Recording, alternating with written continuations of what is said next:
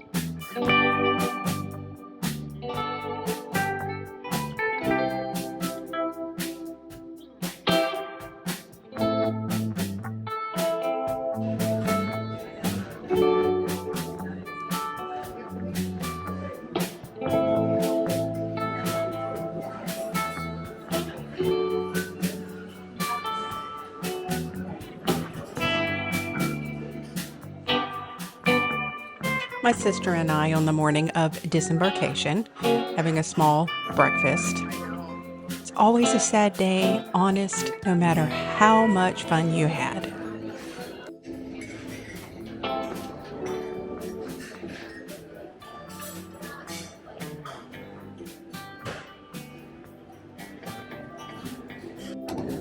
So here we are, standing in line, getting ready to disembark from the ship.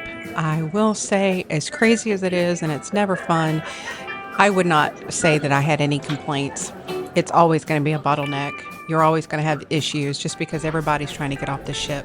I will say, though, in all my cruising years, I have never been in a longer line for port immigration. Even other people in the line were like, what in the world? I have no idea. I just went with it. This is the service to and from the lot where we were parked. It is the portparkingspace.com. I didn't have any issues. Everyone was extremely friendly. Coming in, we weren't that busy.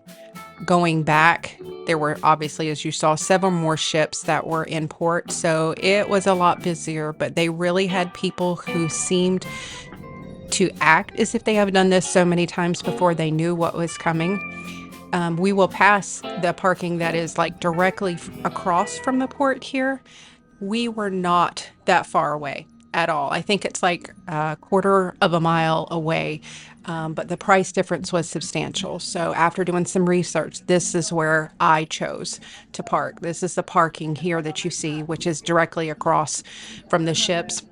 You're going to pay twice as much, but if that is more important to you, absolutely, hands down, there you go. For a quarter of a mile, and you can do your own research and decide. It was worth it to us. We did have shade. They do have covered parking. There are options.